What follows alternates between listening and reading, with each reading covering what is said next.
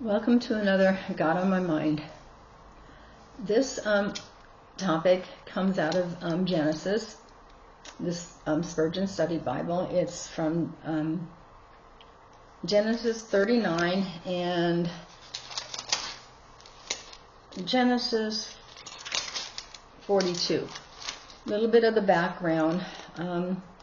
Genesis 39 it's talking about Joseph and Potiphar's house, if I'm saying it right. You remember, we all know the brothers wanted to kill him, and they threw him in a pit, and then instead of killing him, they sold him into slavery. And then Potiphar bought him, and then the wife wanted to seduce him, and he ran off, but she lied and said that he tried to seduce her. So then he ended up in prison. Okay. And what Spurgeon is saying about this is he's saying that God was with him through all of it. Nevertheless, the Lord's presence did not shield Joseph from hatred or temptation or slander or pain or disappointment. Okay? The Lord doesn't promise us that we will have what looks like prosperity, but we will have what is real prosperity in the best sense, which, in my way of looking at it, that's salvation, and that's a home in heaven with Him. But the other part that I wanted to focus on with this one is the part where God was with him, but His presence didn't shield Joseph from all the trials and the disappointments and whatever.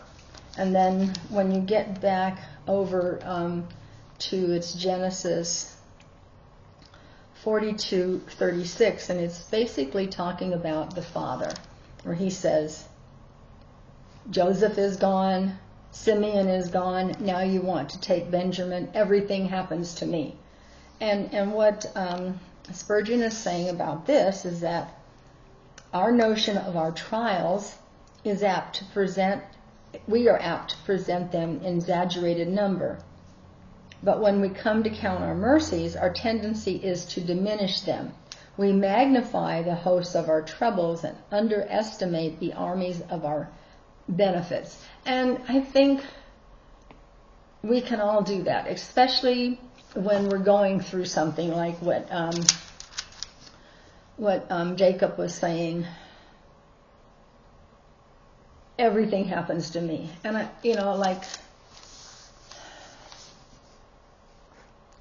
it's kind of like when we are going through a trial, and I'm not diminishing them, but it can be,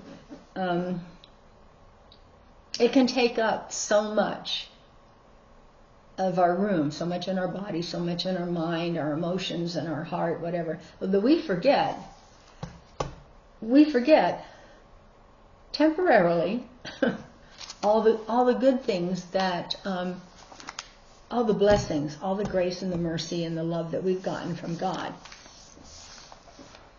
And I'm not saying we forget them forever, but it's just because this issue that we're going through is so up front with us that we're focusing so much on it. We forget that what we should really be looking at is the benefits and all the things that God has given us, because looking at those things and remembering those things and focusing on those things will give us not just the joy and the peace, but it's going to give us the assurance that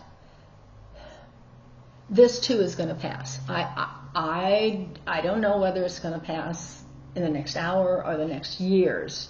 I know some of us, including myself, we've been praying for things for years. Especially when we pray for salvation for somebody, we can pray for years for things, and it doesn't happen. It didn't happen this year. It didn't happen the year before. It didn't happen the year. It just didn't happen. So we tend to forget. Again, just temporarily, we tend to forget, but we need to remember, because it's in the remembering those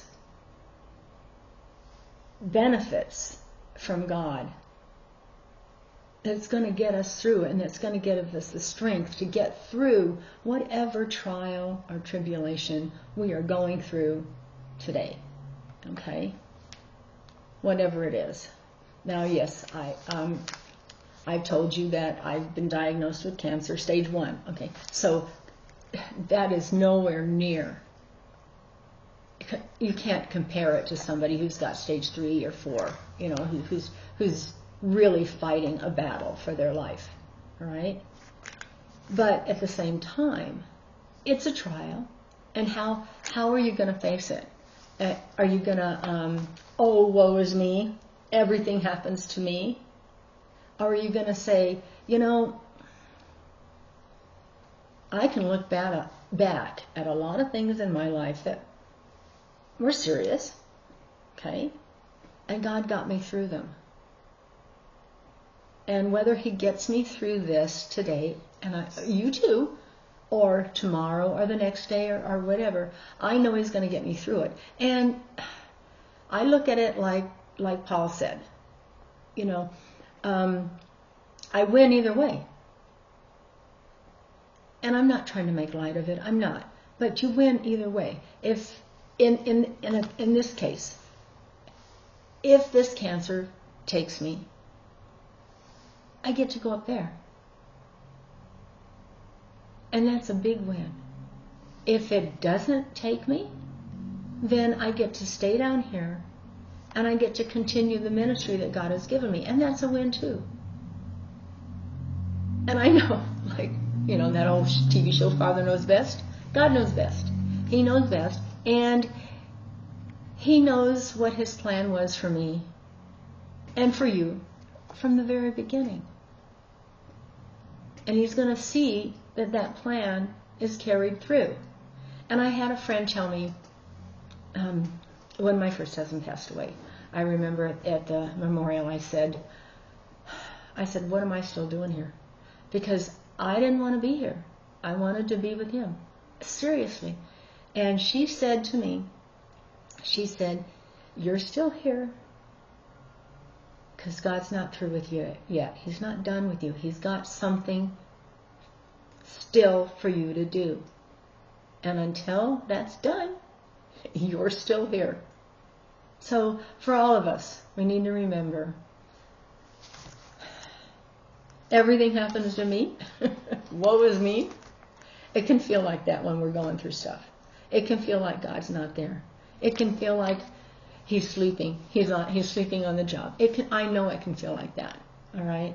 But you got to remember, God didn't make you without a plan for you. Without a plan for you to do with Him. And as long as you're still here, He still has plans for you. And He will work it out so that that plan can get done.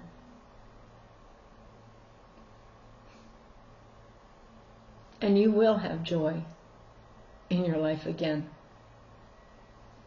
The better is if you don't lose it in the first place. If you focus on, don't magnify your issues. No, and I know some of them are horrible. I know they are, okay? But, what's that old song? Count your blessings, name them one by one. Count your blessings, see what God has done. And that'll remind you of what He can do and what He will do for you. So, thanks for listening. I hope this blesses you. Subscribers, thanks so much. Newbies, hit that subscribe button if you like it. And everybody, hit that like and share. You never know who needs it. You never know who it'll touch, who it'll bless. So everyone, have a blessed day. Till next time. Bye.